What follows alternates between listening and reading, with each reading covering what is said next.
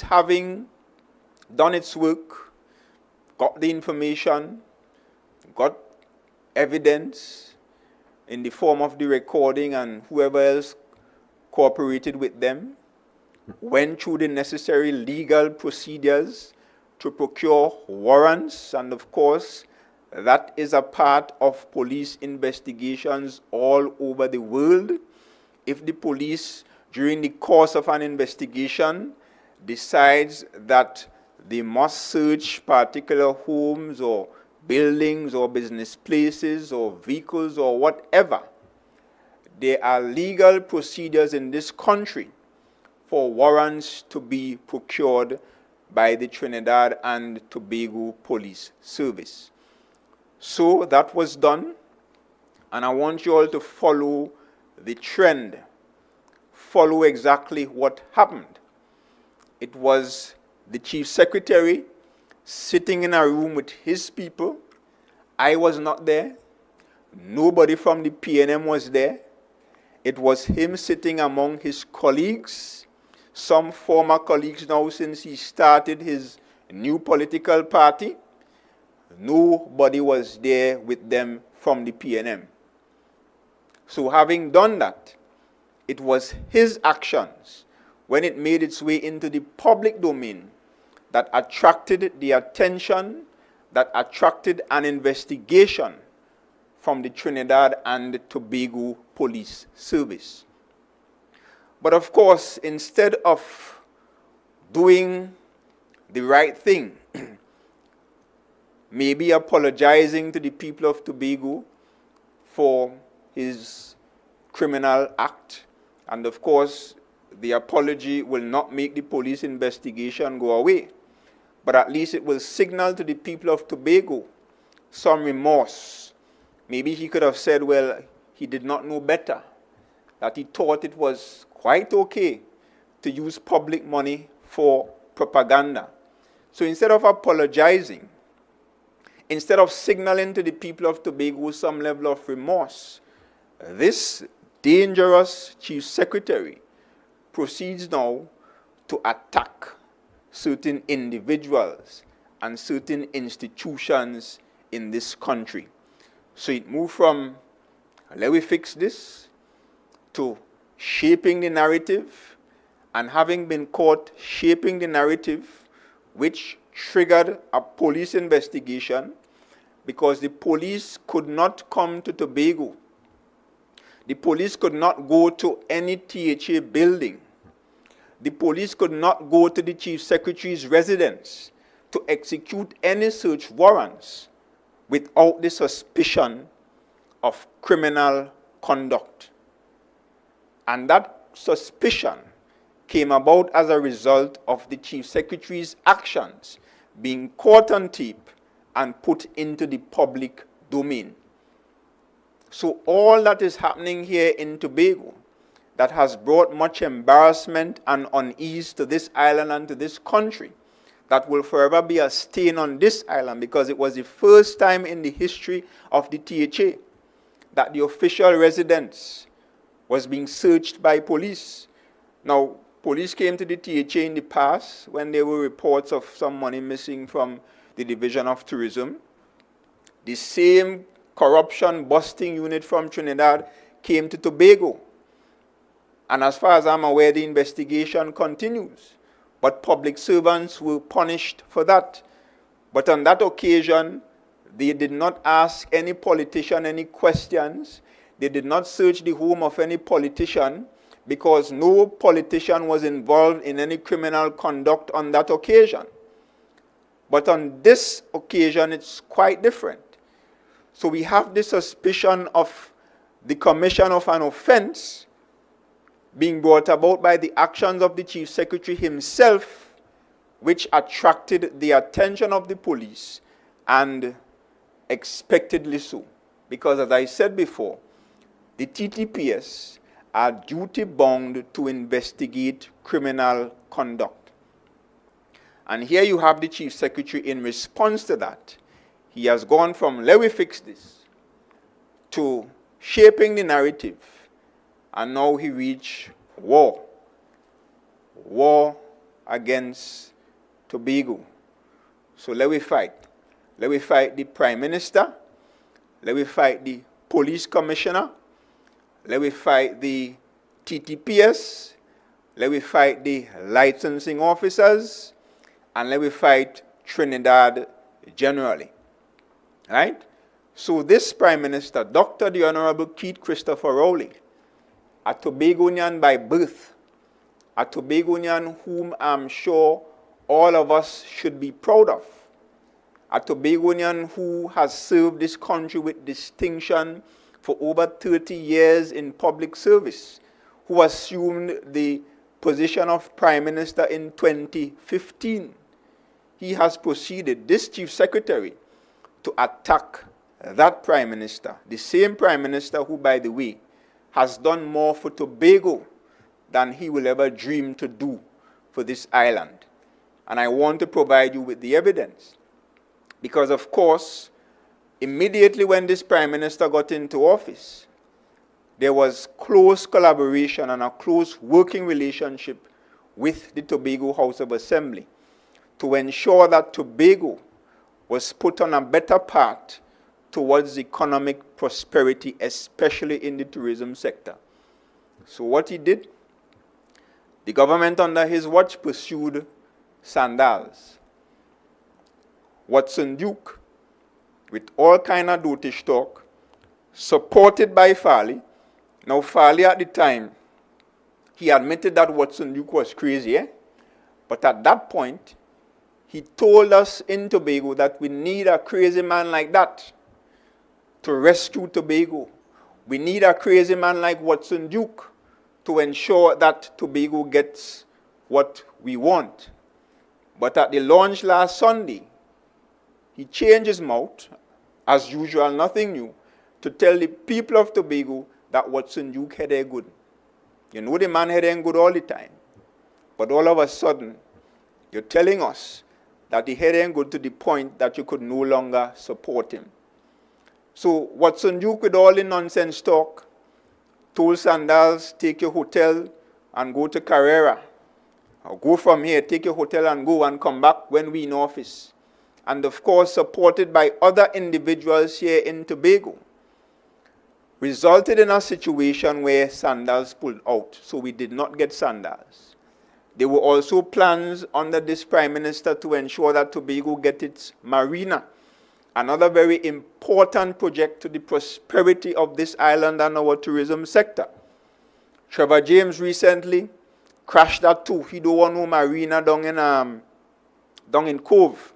They're putting it up at Kings Bay, right? But of course, we got the Roxborough Hospital. Tobago now has a second hospital.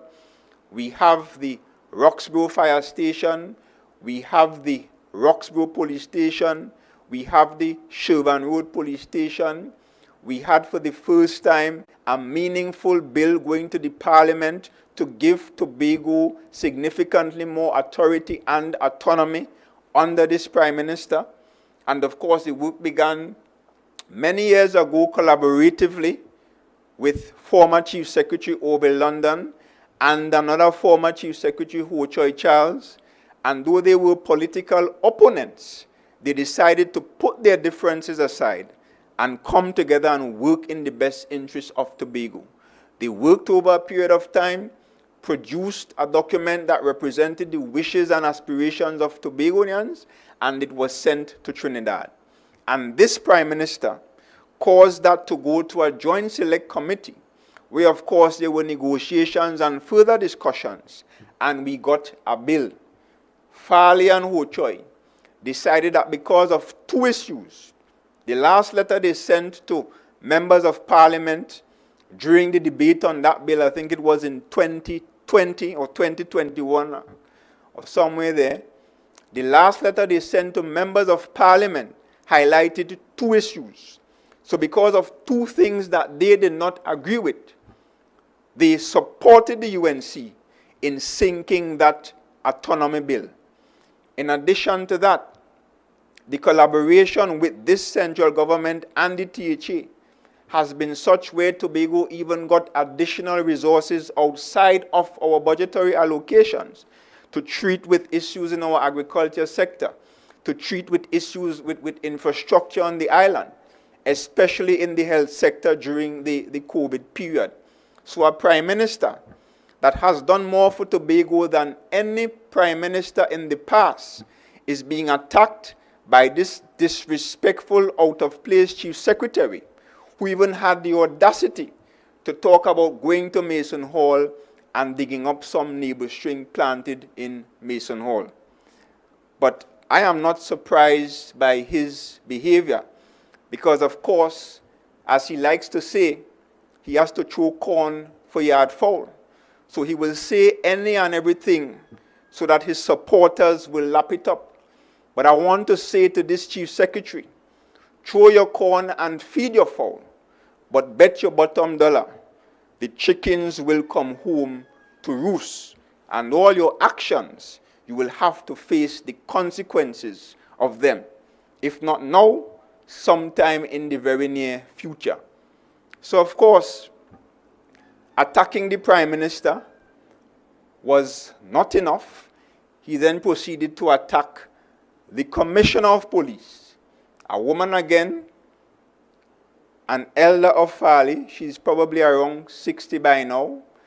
Somebody whose track record of service to this country, over 30 years in the police service, I'm assuming, because most people that ascend to the rank of commissioner who came from within the police service normally would have served for 25, 30 years thereabouts. So I'm assuming that the lady served in the police service for about that time. Because if she's 60 now, perhaps she joined the service somewhere in her 20s. So a lady who served again with distinction to the point that she was promoted several times.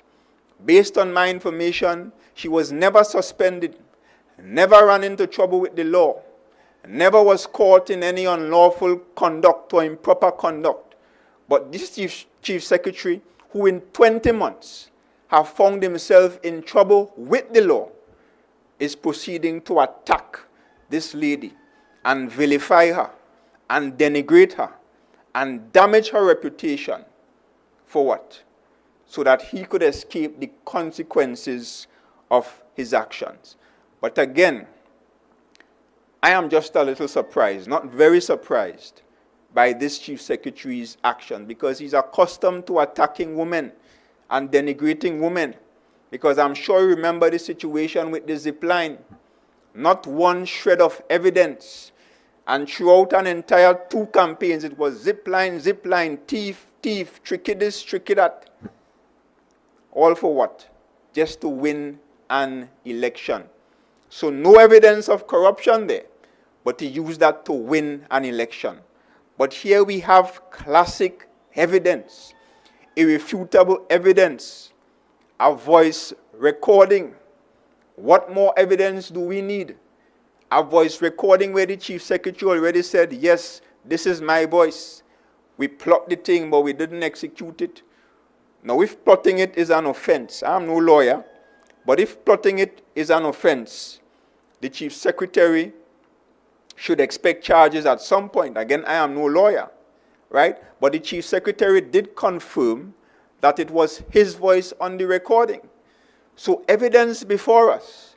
And instead of taking responsibility, instead of apologizing to the people of Tobago for his misbehavior, there he is attacking decent, right-thinking individuals who have served this country with distinction, all in an effort to distract us from his problems. So let we fight the Prime Minister, let we fight the Police Commissioner, and is also let we fight the Trinidad and Tobago Police Service. Because he believes that if he's able to destroy this police service or the integrity of the police service, then that should present him with some opportunity to escape the consequences of his actions. But again, try as you may, the chickens must come home to roost. That is a law of life. The chickens must come home to roost, Mr. Chief Secretary. And if that was not enough, they are now attacking licensing officers. So, of course, the question is now whether or not licensing officers could come to Tobago. And I want to say to the people of Tobago, be very careful, because this kind of action by our leaders here in Tobago is very dangerous, and it represents a clear and present danger to our democracy and our way of life on this island. So they have failed miserably to fix the things that they promised to fix. No ex gratia. None of the things they promised have been delivered thus far. They got caught shaping the narrative, and now police on the doorsteps. And now it's about fighting Rowley, fighting the police commissioner, fighting the TTPS, and picking up a ridiculous fight with the licensing officers as well. But I will say this: anybody in Tobago who encounter any disrespect or unfair treatment from the police or any licensing officer, there are systems in place to treat with that. Just as how there are systems in place to treat with errant politicians, there are systems in place to treat with rogue police officers. So if you feel that you get a ticket unfairly, or you got $1,000 in ticket when it should have been $200, there are systems in place to deal with that. You can go to court and you can challenge the ticket. Or if you feel disrespected or abused in any way, there are systems in place to deal with that. There is the Police Complaints Authority that the very Chief Secretary complained to concerning the warrants that were executed in Tobago. But to stir up all this bacchanal and to try to rile up Tobagonians with all this confusion and chaos, that is simply designed to suit their political objective and to help this Chief Secretary escape his self-inflicted problems. So they want to ban the licensing officers from entering THA premises. I will tell Tobagonians that if the licensing officers decide that since they're not opening the building, we're not working, I will simply ask you, when it's time for you to renew your permit, or apply for your permit, or get inspections done on your vehicle, approved for your vehicles, who is going to do it? Ask yourself that question. Right? So all this old talk and rubbish talk about TTPS shouldn't do their work in Tobago just because they're investigating the Chief Secretary, and that licensing officers shouldn't do their work in Tobago just because the Chief Secretary's wife was caught without her driving permit and had to be responded to in a particular way. Tobagonians do not buy that rubbish and that dangerous, divisive old talk wholesale.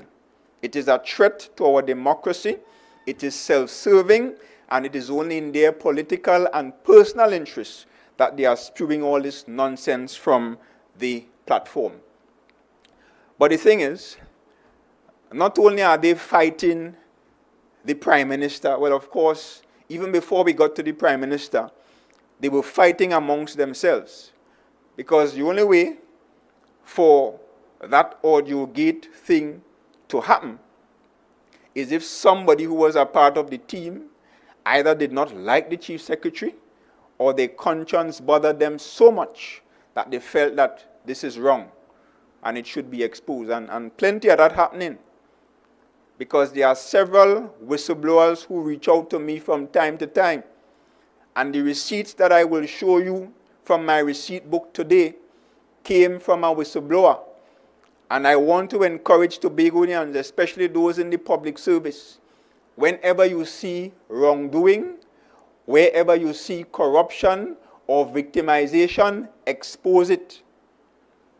Go to the minority leader, come to me, go to straight to the relevant institutions if you prefer, whether it's the police, the Integrity Commission, the Public Service Commission, or whoever. Expose wrongdoing, especially criminal conduct.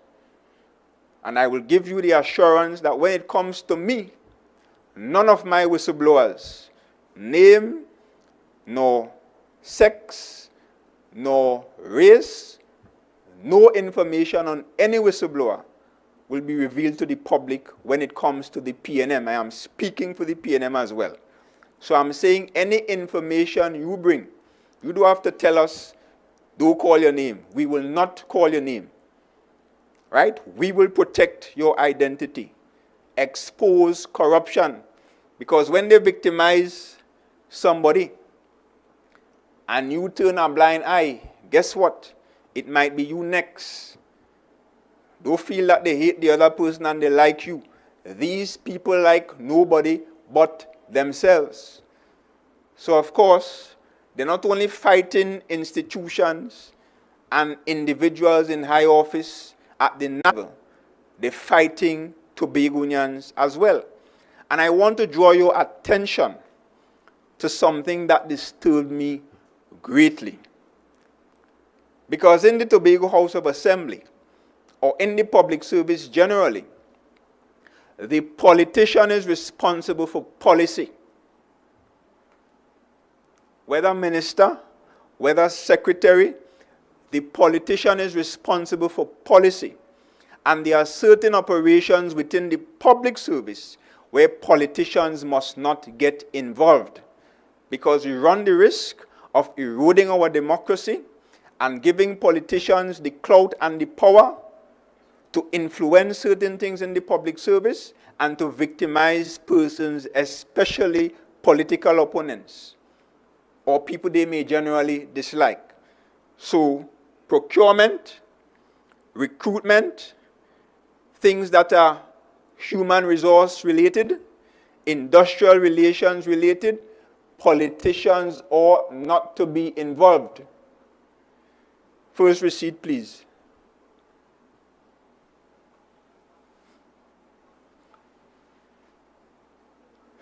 So, I want to bring your attention because the war is not only against the people that they're mentioning on the platform. The war is also against fellow Tobagonians.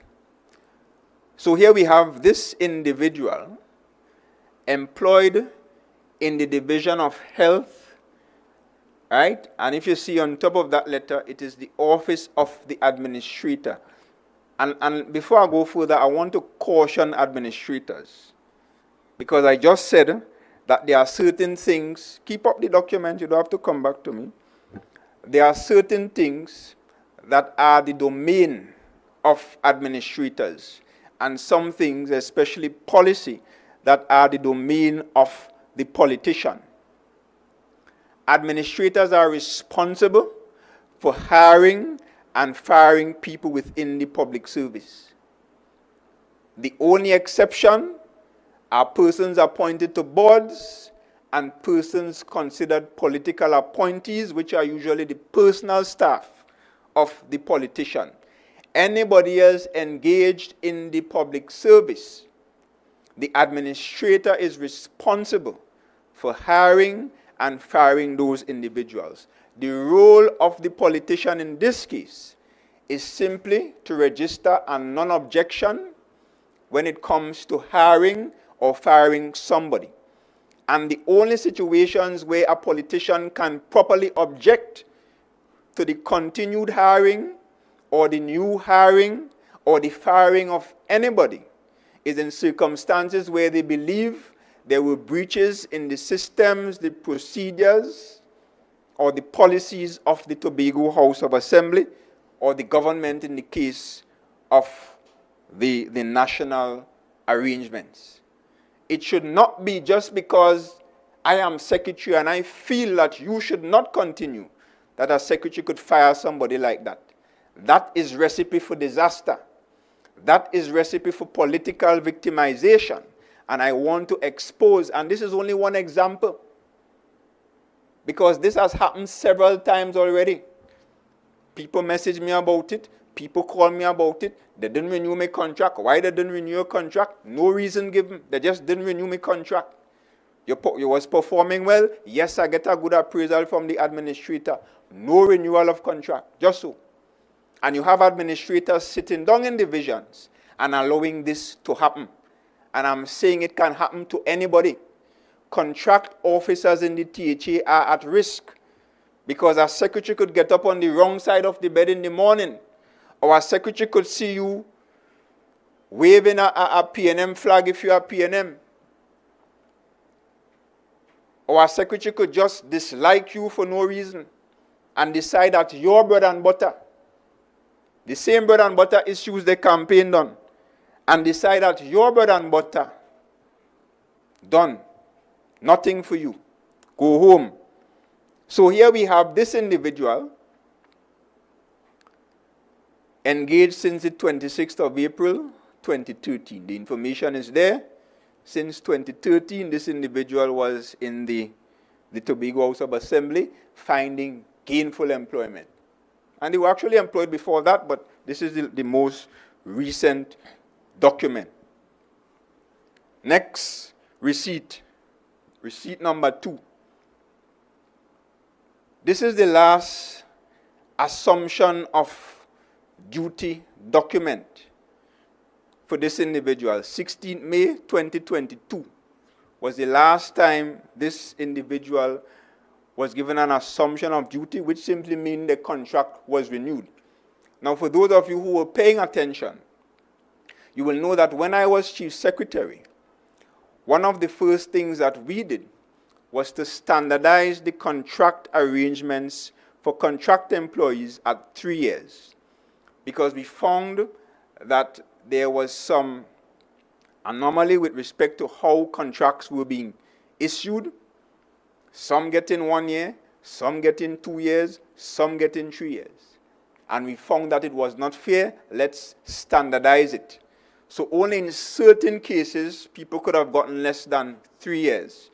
If for some reason your appraisal was poor and the administrator failed to spare you, he or she might recommend, give them a 1 year, let's see if the performance will improve. But according to the policy, no secretary could do that. That had to come to the Executive Council. So it's 3 years across the board. Anything less, Executive Council must approve. And unless it was changed by this administration, and I'm not aware that it was changed, that is the current policy for contract employment in the Tobago House of Assembly. All right? Of course, the other occasion where that may arise, that may cause somebody to get less than a 3 year, is if you're 59 and your contract is being renewed, the policy says you should go home at 60, so you may get a 1 year to take you to 60. But outside of that, and I'm talking to all contract employees in the THA, if you are performing well, and you're not within 3 years of being 60 years of age, there is no reason why you should not get a 3-year contract, according to the existing policy. So this individual was given, his letter of assumption was approved, right? So his engagement was approved on the 16th of May, his re-engagement, I should say, 16th of May 2022. And of course, the expectation is that I would get a renewal once I perform well by 2025, 3 years from 2022, 16th or the 15th of May to be exact. That is the reasonable expectation. And this is supported by the industrial court. Right? Now, I heard this group of, you could come back to me. I heard this group of misinformed, this pickup side who have no idea of proper governance talk some time ago that the Executive Council and the secretaries are not a rubber stamp and them do have to renew nobody contract. It is not so, you know. If you are a contract employee and you are performing well, according to the industrial court and previous cases, your contract should be renewed, except in cases of restructuring. If they're restructuring and your position no longer exists, then of course you become redundant. And that was done in the case of CPEP, But give me the next receipt, receipt number 3. So assumption of duty, 16th of May 2022. And here we have the HR person. Now this is a minute from a file in the Tobago House of Assembly, Division of Health. And I got this from a whistleblower. I'm not calling no name. I'm not even telling you which department they're from. I got it from a whistleblower. Who knows? Could be the cleaner and all. I'm not telling you is who. And the HR person, and I want to read it. I didn't want to go over an hour, but I want to do this clinically. I want to read the minute. The minute is dated the 2nd of the 6th, 2023. And the HR person is writing or is minuting the administrator. Minute number 22. Folio 12 refers, which means have a look at folio 12. Covering approval is sought for the employment of this individual as a designer of graphics for the period 6/35/2022 to 15/35/2025. And you know why the HR person requested that period? Because that is the policy, 3-year contract. Right? The person went on to say the performance appraisal report indicated that he performed satisfactorily. He's therefore recommended for employment or for continued employment. That should read, submitted for your consideration and submission to the secretary for the handwriting a little hard to understand, for confirmation. All right? Minute 23. This is the administrator of the division, having accepted the recommendation from the HR person, is now minuting the secretary. Approval is sought for the employment of the individual in the position for the period, FTP, that means for the period 16/35/2022 to 15/35/2025, 3-year contract. Now note that it said covering approval, because what happens sometimes, well, not even sometimes, most times in the THA, is that the processes move so slowly. So you find yourself restarting or being re-engaged in a new period without actually getting the necessary documentation. And one of the reasons why we moved to 3-year contracts was to help to fix that as well, to give the system sufficient time to breathe, to do the necessary. Because if you have to keep renewing, if I employ camera guy as cameraman, and I employed him for 6 years, and I gave him 1-year contract on each occasion, I would have to engage the procedures that we're describing here, the necessary processes, utilizing the said documents on 6 occasions during that period. So it had to pass course the same desk, if the same people are in the positions, of course, 6 times during that period. But if I change it to 3-year contracts, for the same 6-year period, it will only be 2 times. So less stress on the public servants, less pushing of paper, and you trigger the procedures on less occasions.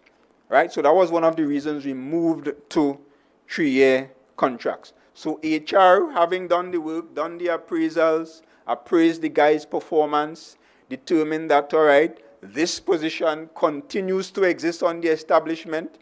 There is no policy from the Executive Council saying restructure the unit. Recommended to the administrator, who is the accounting officer, who is responsible for, as I said before, hiring and firing people, now writes to the secretary for her non-objection. So this was just supposed to be a ceremonial kind of thing, right? Just to give you a stamp of approval as secretary. But let's go to the final receipt.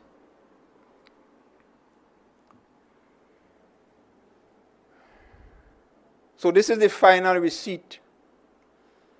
And the secretary is writing back to the administrator. Administrator, and the date here is in 9/36/2023. No, the 7/36/2023. Minute 23 refers, and this is minute 24, so she's saying that she's responding to minute 23, which is what the administrator would have sent to her. Secretarial approval was sought to grant contract employment to the individual in the position for a period May 16, 2022 to May 15, 2025. Please note that approval is granted for the employment of the individual in the position on contract for the period May 16, 2022 to July 15, 2023. Keep it there and let me pause. Let me pause. Keep it there. Don't take it down. So, you see, you're not giving 3 years. You're giving 1 year. Contrary to the policy, no explanation given. And if it was a matter of performance, and you're committed to giving 1 year, then maybe after the 1 year you will consider whether the individual should continue. But again, the point here is that that is not the secretary's business. That is the work of the HR, headed by the administrator of the division. Secretaries, politicians don't get to determine who gets 1 year and who gets 3 years. And that's why we have policies. So let me continue. So after she said, all right, take a 1 year and chill yourself, no further engagement on contract is to be facilitated beyond July 15, 2023. And I want to tell you the wicked effect of this. The date of this is the 7th of the 6th, 2023. That is the date at this minute. Right? So the effect of this is by the following month, this individual would have been made jobless. Remember, you got you sign your assumption of duty, administrator call you back, you're working, your last appraisal was good, your assumption of duty dated 2022. So kill you dead, you have a job until 2025. But it reached the secretary desk, and secretary says, take 1 year, and from next month, from the following month, go home and pull stones. Go home and scratch. To hell with your bills, to hell with your mortgage, to hell with your car payment, to hell with child support if you're paying child support, to hell with school books, to hell with you. Go home and pull stones. Satisfactory appraisal, which means you're doing your work. But because of wickedness and spite, go home. And I'm saying to you that this has been happening throughout the Tobago House of Assembly. There are several persons whose contracts have not been renewed. And it was not in cases of poor performance or poor appraisal reports. It was simply at the whim and fancy of a politician, because the secretaries in this THA believe that they have the power to decide how and when you eat bread, and whether you eat dry bread or bread with cheese or bread with butter. That is what is taking place in this assembly. So of course she went on to say that this action is to be taken consistent with clause 14 of the subsisting formal contract made on July 26, 2019, secretarial minute provided as required. Right? And this is a classic case, you could come back to me, of political victimization, of wickedness, of spite, of a blatant disregard for industrial relations, for proper industrial relations, a blatant disregard for humanity, absolute wickedness and vindictiveness. Because clause 14 of the contract, of course, it says that, it basically says, we do have to renew your contract. But that should only be applied in cases where the position became redundant. So if you no longer need the position, no problem, you're going to be out of a job, which is what happened with CPEP.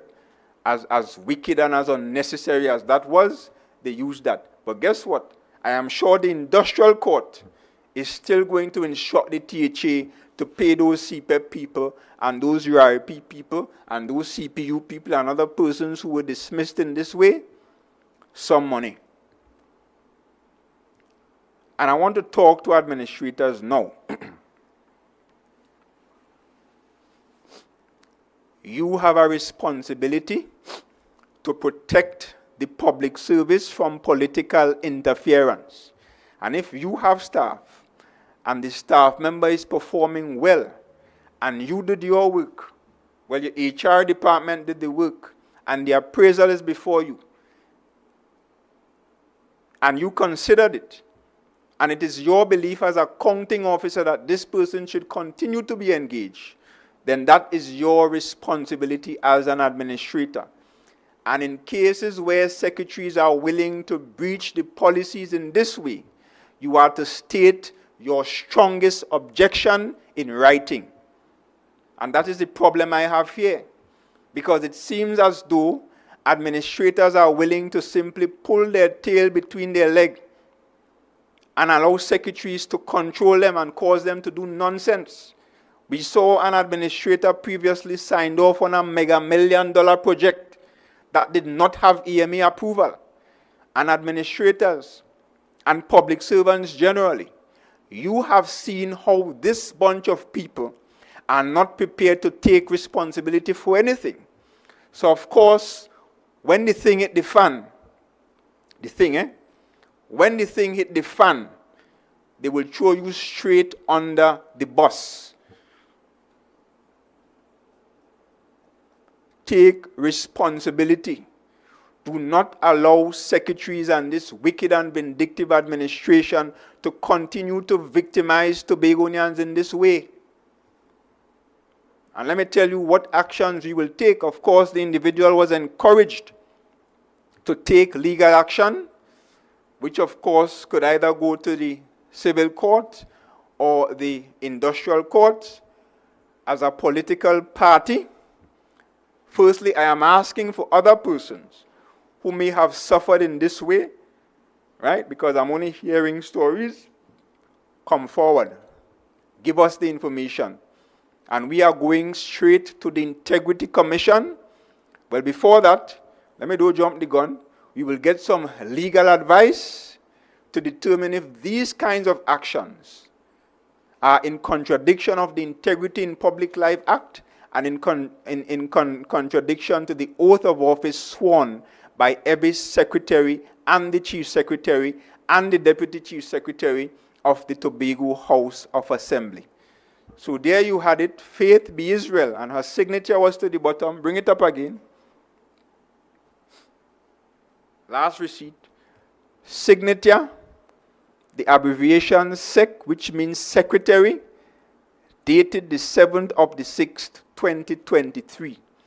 This is recently, and this kind of action started from day one, because they are hell-bent on getting rid of any and everything that they consider to be Pnm, or any and everything that they believe are against them. Because this same secretary, imagine people posting on Facebook.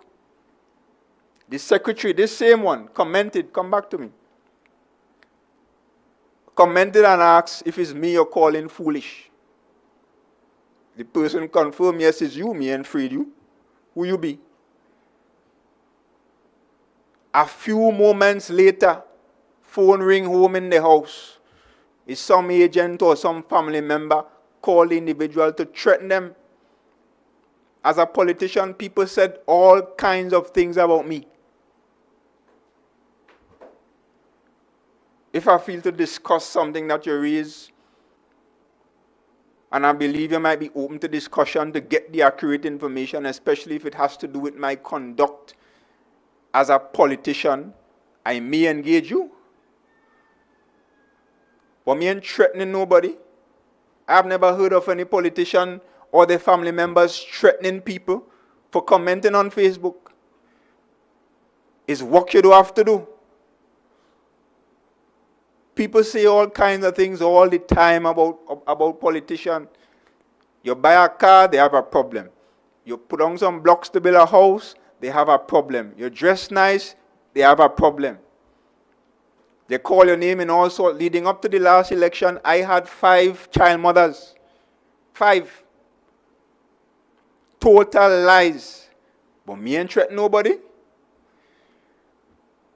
Now, of course, if you come where I want you to come, I will sue you. But I'm not threatening anybody. And nobody should suffer threats for their mouths. Especially when you haven't defamed or libeled in any way any individual. And even if you defame them, even if your statements were defamatory, that still does not warrant threats. Go and get a lawyer and send a pre-action protocol letter. But you getting people. Anyway, let me hush my mouth before I get a call later. All right, so I am putting Tobagonians on notice that Tobago is going down a slippery slope for the last 20 months.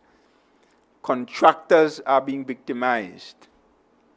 You might say, all right, them's a bread butter, them are plenty money, to hell with them. Your very own brothers and sisters in the THA who sit on desks next to you are being victimized. This bunch of secretaries feel that if they get up on the wrong side of the bed on a morning, or if you say, and this is a true story, an individual said to me that they got called in by a secretary because they loved something that I posted about the administration. That is what is happening.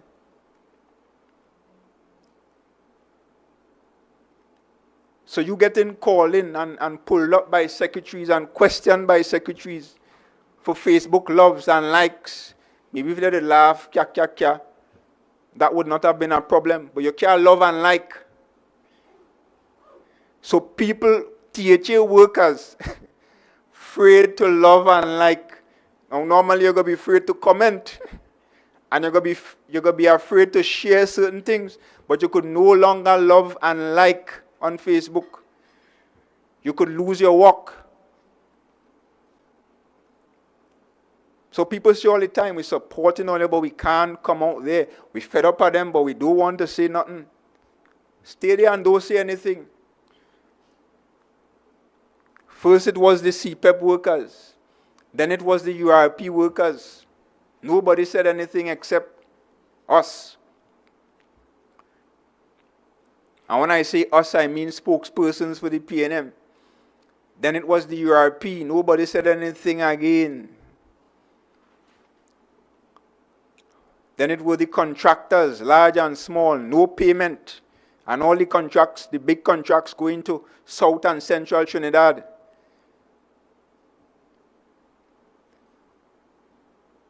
Then it was the farmers. Food coming from Trinidad through Novo. But farmers have food in the ground and TADCO refused to take it. One of the same farmers who called me to complain, I see up behind the new party.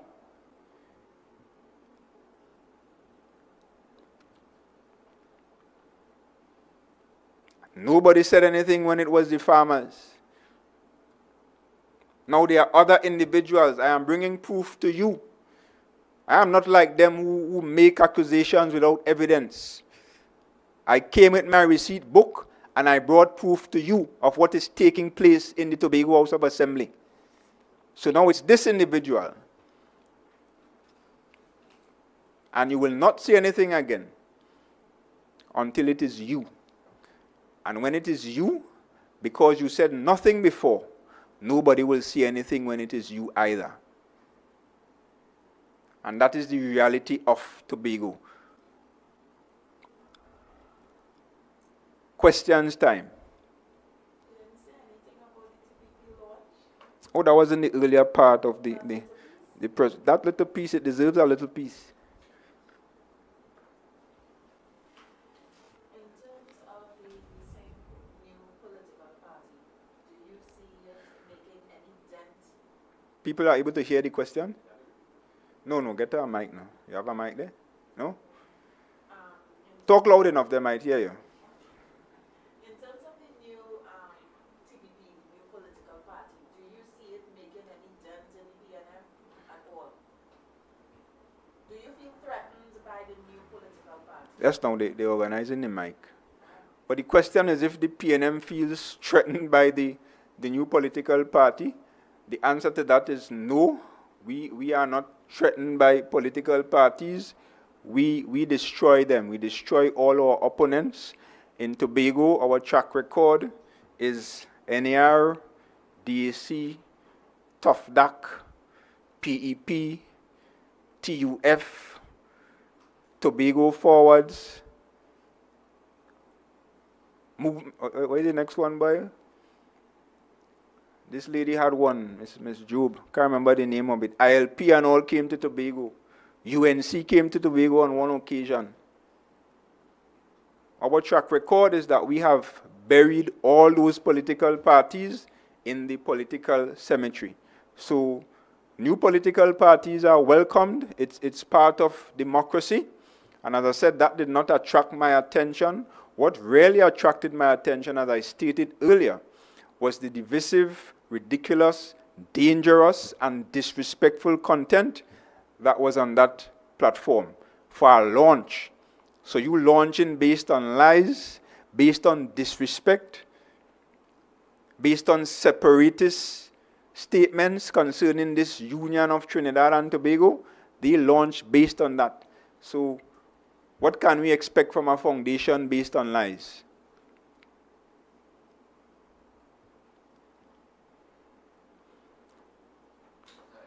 So the mic coming through now, right? Yes. State your name and media house. Clark, CNC3, Trinidad Guardian. And my question, well, you mentioned the contracts and seem to be awarded by the whims and fancies of politicians. I remember when you became Chief Secretary, you tried to regularize, sort out contracts. It wasn't any 6 months, you know. Correct. So this issue of contract, I mean, politicians did have a say in it. I just want to get it clear. Even under the previous administrations. So, I mean, I just want some clarity. You're saying the politicians determine who gets contracts. Right. Right. And I remember there was an issue in the news there where there was a person from Trinidad who sued the THA because their contract wasn't renewed, and they took the THA to court. And again, it was at the whims and fancies of the THA. This is not a new thing. Right. So let me address that. Now, again, there are certain cases where persons may not get their contract renewed. Non-performance, misbehavior, misconduct, of course. Don't expect to get your contract renewed. Actually, in those cases, they should be fired immediately, right? But that particular responsibility rests with the Human Resource Department, led by the administrator of the division. No secretary, as I'm aware, is an HR expert or have that. And even if you go in there as an HR expert, your responsibility is secretary, where you are responsible for policy and the general direction of the division. But politicians clearly believe in this case that they could issue contracts, they could do procurement, be reporting one to the Integrity Commission very soon, right? And now they believe that they can fire people. So I am not saying that people should not get fired. If you do something to get fired, you should be fired. But there's a process. If there is some issue that should be recorded as part of the appraisal, and the performance of that person should be accurately reflected in the appraisal. And then, of course, in those cases, and I will tell you this, it just dawned on me, I issued a non-objection as Chief Secretary of somebody that was dismissed previously. But that came as a recommendation from the Chief Administrator, and that was based on gross misconduct. And Chief Administrator said, well, based on this person has to be dismissed. And I said, I have no objection. You were calling on administrators to, well, I don't want to misquote you, but the point and let me say this as well. Even when I sat as Chief Secretary, there were still situations where HR units and administrators were sending 1-year and 2-year contracts before me to be renewed, right? And as the politician, I objected on the basis that the policy was being breached, right? So, and of course, in some instances, they justified it. Well, this is the case. They explained the thing. And then I said, if that is the case, the policy still says that a note must go to the Executive Council to approve it. Right? So, yes, there might have been those instances, but I'm saying in this particular case, HR said green light, administrator said green light, and they gave the justification. We need the position. We continue to require these services, and the person performs satisfactorily until it reaches the secretary desk. Red light. Now, even if you want to issue red light, where is the justification? Say, all right, well, that guy did skinny bottom for me in the corridor or something of the sort. Whatever he might have done. Or he cussed me on Facebook, obscene language. Now, don't get me wrong, I'm not saying people should be fired for talking on Facebook. But of course, if a member of staff blatantly disrespects a secretary and a secretary feels that, hey, well, you need to look at that, no problem.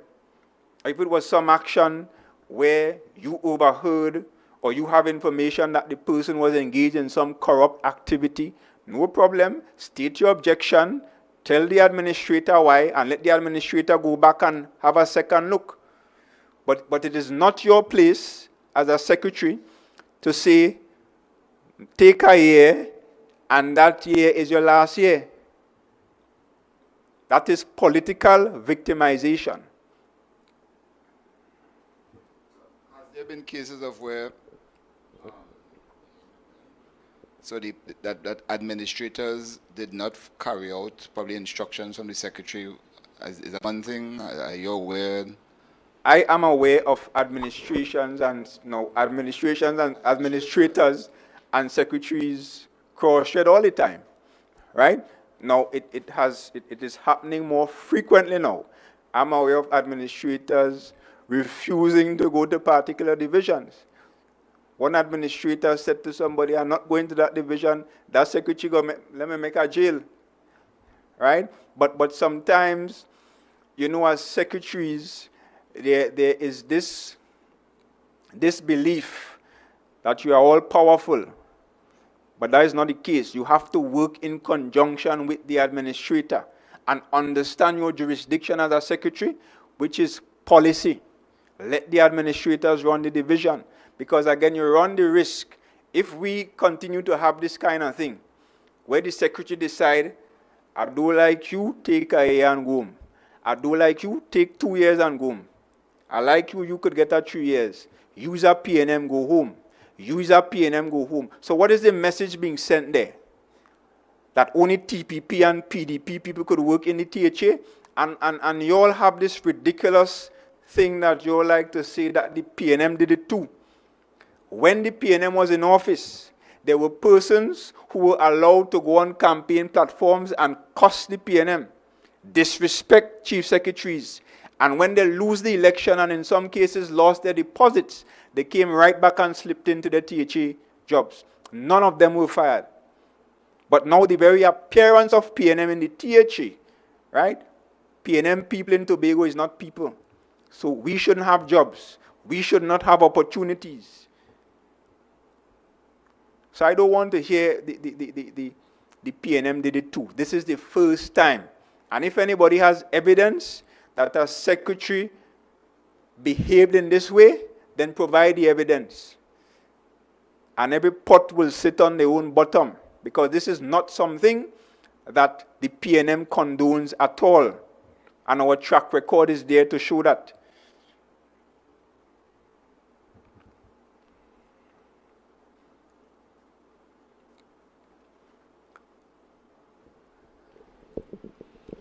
My second question, well, other questions, the last time we were here, so we had a little, and I'm seeing the doors secured now as the last time we were here. And it was following the whole whistleblower. And do you still feel in any way threatened, Mr. Dennis? Well, after that, I have never been threatened. I've never received threatening phone calls or threatening messages or anything of the sort. But I think we are at a stage now, especially in the politics, where one has to be careful, especially at my level, where I am putting myself out there as the one exposing certain things, exposing corruption, exposing victimization. When these things are exposed, yeah, the people who are expecting to benefit from it may not benefit from it, right? So you never know what people may attempt to do to silence the exposers of their wrongdoing. So that is just a precautionary measure. So, do you have bodyguards now? No, I don't have any bodyguards. Okay. And I don't intend to have any bodyguards. But I'm quite capable of protecting myself. Do you have any thoughts on the Commonwealth Youth Games, especially Tobago, where Tobago's involvement? Any concerns, anything you want to share on that? Well, I will simply want to congratulate the government and the Minister of Sport and the Tobago House of Assembly by extension for executing what I consider to be successful Commonwealth Games on the island of Tobago, and I think across the country generally, notwithstanding the issues where, of course, the divide and this whole rhetoric about war and fighting the central government could have possibly put a damper on things. I am happy that at the end of the day, common sense prevailed, and we did execute a very successful Commonwealth Games, one that every Tobagonian and every citizen of this country can be proud of. My only sore point is that I felt that the facility should have been completed well in advance so that we didn't have to have this rush. And I think there were certain aspects of that facility at Blackrock that was not completed. So it appeared to be an eyesore of sorts, and I would have preferred that the thing was finished and totally completed without exposed banks and that kind of stuff. So that is the only sore point for me. Had that been done before, I think we could have had a more successful event. Did you attend any of the events? What are your thoughts on did you attend any of the games? Well, I had a look at part of a volleyball game, and I think, it was a successful event. I also want to congratulate the Tobagonians who came out and supported the games, because, of course, it's one thing to have an event of that nature on the island, but in order for it to be successful, then it requires the support of the people of Tobago. And I think, based on what I've seen, especially the netball in the cultural complex that the PNM built, although they said we did nothing for Tobago, that particular aspect of the game, the netball, to me, that was heavily supported by Tobagonians. And I want to congratulate all of us. Any more questions? If not, it is now 3:30, which means we have been at this for an hour and a half. I usually don't like long press conferences, so let me thank members of the media for attending this press conference and for your questions. And I want to say to the people of Tobago that notwithstanding what is happening, and though there are those who will try to divide us politically, islandly, that's not a word, but but those who may try to divide us on the basis of the islands upon which we live, Trinidad versus Tobago, we should not allow it. Of course, they will attempt to divide us across political lines as well on this island. That does not augur well for the development of Tobago or for the development of Trinidad and Tobago. I hope, I pray that this administration and the leader in particular will reconsider his approach and change his ways, because it is one thing to change color and clothes. We change our clothes every day, and change the symbol of the political party, but sometimes a change of heart is required. And nobody could convince me that the actions that I just described and the actions that I described previously are right. A wrong thing could never be a right thing. And a mapipi that changes its skin will continue to be a dangerous and venomous creature even after that change. Have a good afternoon and enjoy the rest of your day.